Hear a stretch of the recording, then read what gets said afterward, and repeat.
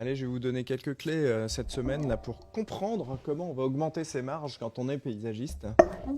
C'est pas chose difficile parce qu'il y a un travail que personne ne fait aujourd'hui sur les offres notamment qui permet vraiment d'aller chercher des points de marge plutôt facilement, des 5 points, 20 points, 30 points.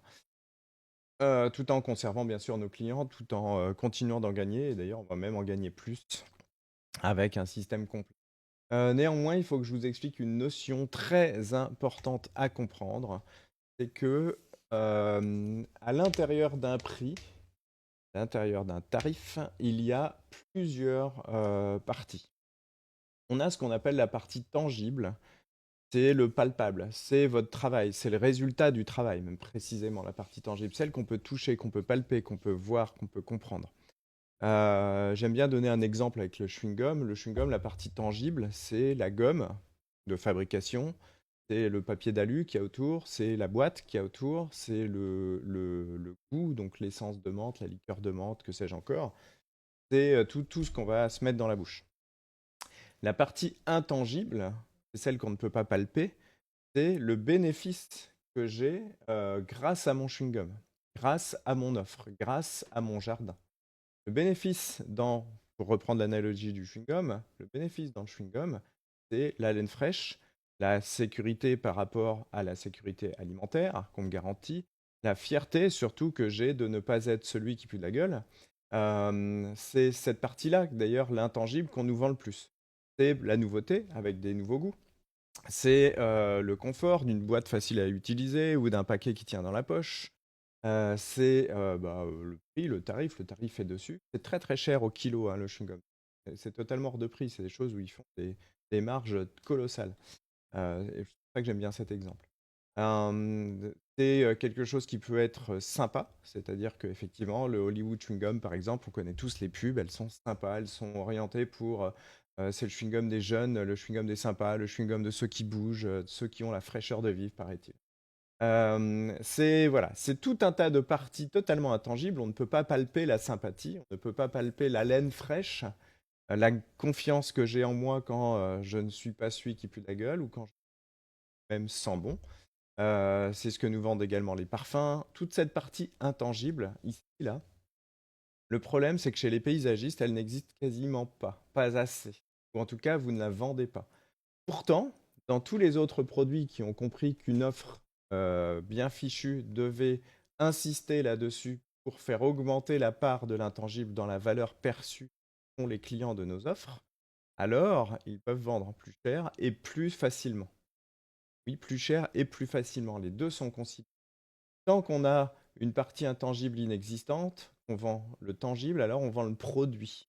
Or, nous, on veut vendre une offre, on veut vendre un résultat attendu, on veut vendre tout un tas de choses. Quand vous vendez un jardin, quand vous vendez un entretien, quand vous vendez même une tonte, les gens n'achètent pas une tonte, n'achètent pas du temps de travail, n'achètent pas du tout ça. Ils achètent le résultat et ce qu'ils vont faire du résultat. Ils vont acheter des bénéfices pour eux, en tant que clients. Et quand on voit un devis de paysagiste, on va lui parler que du tangible. Vous allez avoir ça, avec un chiffre en face, on va travailler tel temps avec tel chiffre en face. Et on parle que de choses tangibles, hautement comparables. Parce que le tangible, le problème, c'est qu'il est hautement comparable. Vous êtes parfaitement pareil que vos confrères. Vous faites à peu près la même chose, dans les mêmes conditions. La pâte, éventuellement créative, il y en a qu'en ont, il y en a qu'en ont moins. Donc, globalement, on se retranche assez facilement dans des choses très classiques la plupart du temps. Et la part intangible, la créativité, par exemple, n'existe pas. Tant que ça n'existe pas suffisamment, alors vous vendez des produits comparables.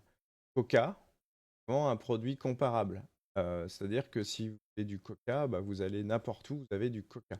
Par contre, là où ils font de l'intangible, c'est qu'ils se différencient de Pepsi ou de Brescola ou de je ne sais quel autre Coca. Les tests à l'aveugle montrent que les gens préfèrent Pepsi, pourtant Coca reste numéro un. Donc Coca nous vend de l'intangible depuis longtemps. Ils nous vendent de la sympathie, la fraîcheur, ils nous vendent des conneries d'ailleurs, hein, parce qu'ils nous vendent du sucre en barre, du cholestérol éventuellement. Bon, passons les détails. En attendant, ils nous vendent beaucoup plus d'intangibles que de tangibles, parce que la fabrication du coca, c'est un sirop, une recette, franchement pas grand-chose à fabriquer, et de l'eau gazeuse. Donc, globalement, c'est pas quelque chose qui doit coûter aussi cher qu'on nous le vend. Ça marche dans tous les domaines. C'est pas parce qu'on est dans le paysage que ça ne marche pas, cette explication-là. Et on va voir comment du coup on peut ajouter un peu d'intangible à nos offres. Alors, l'intangible, c'est quoi?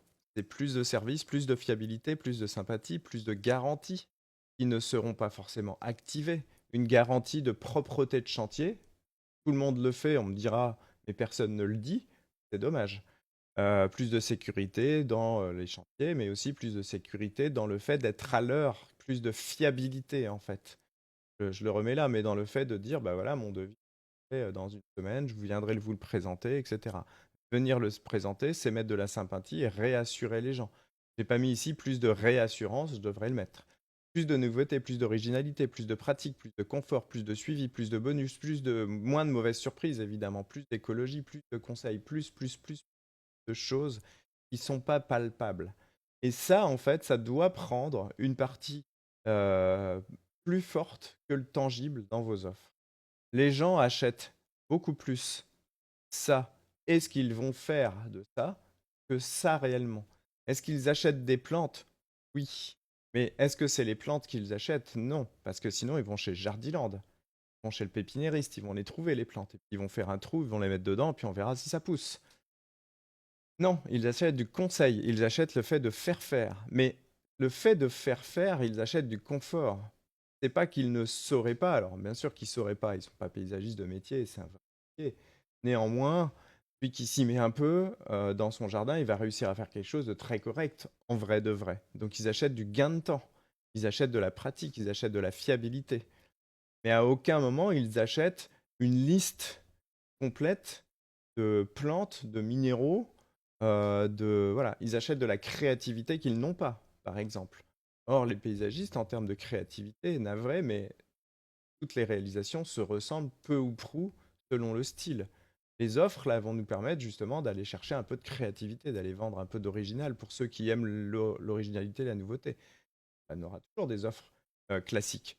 Mais c'est pas parce qu'on fait beaucoup de classiques qu'on ne peut pas vendre aussi un peu d'original. Et l'original, du coup, se vend plus cher parce qu'on augmente la partie intangible.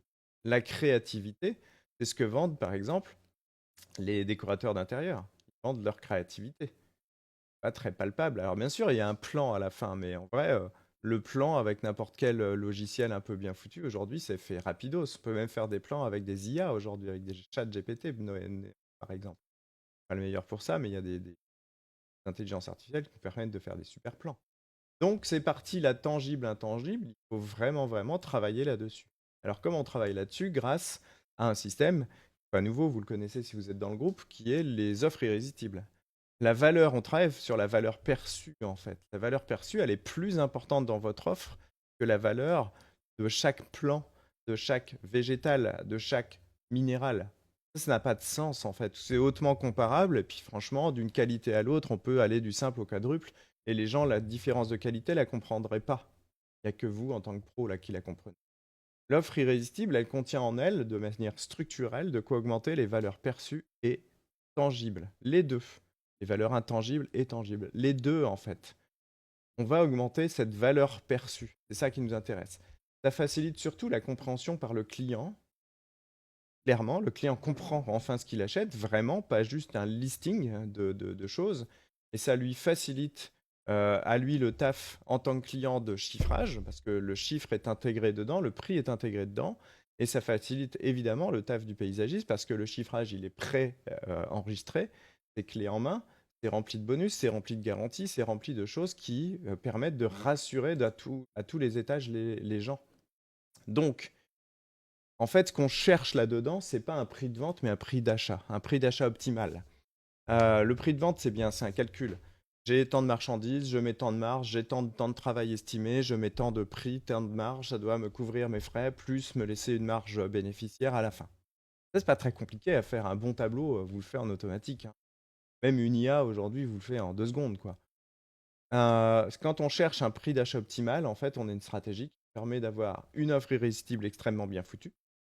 Quand elle s'est vendue 5 fois sans frein au prix, on l'augmente de 5 à 10% et on relance une série de 5 à 10 ventes. Là. Et à chaque fois, on augmente. Et à ce petit jeu-là, on ne sait pas quand ça s'arrête. Ça s'arrête, hein. Les arbres ne montent pas jusqu'au ciel. Quand ça s'est arrêté, et qu'on a des ventes compliquées à cause du prix et seulement à cause du prix, pas à cause des mauvaises méthodes de vente, pas à cause de la peur du vendeur, pas à cause de ça, seulement à cause du prix qui est un frein. Alors on a deux solutions. Soit on change d'élastique, on prend un plus gros parce que celui-là, bah, on a tiré dessus, il est prêt à péter. Soit on relâche un peu la pression et on se dit, bah, tiens, le prix d'avant, où je n'avais pas de frein au prix qui m'empêchait de vendre et qui me permettait de faire des belles ventes avec des bonnes marges me convient. Donc mon offre, elle est OK. Soit effectivement, je change d'élastique, donc j'augmente encore une fois la valeur perçue, les bonus, les garanties, etc. pour essayer de continuer d'augmenter grâce à cette partie intangible. Une fois que les marges sont excellentes, que les clients sont ultra satisfaits, l'entreprise, juste, elle est sereine, le banquier, il fait des sourires, il fait des rises, il est content. Il n'y a rien d'autre à savoir. Par contre, comment on fait une offre irrésistible, comment on muscle ses techniques de vente, comment on va trouver les bons clients, ça, vous avez besoin de l'apprendre. Ça, c'est le boulot de l'entrepreneur.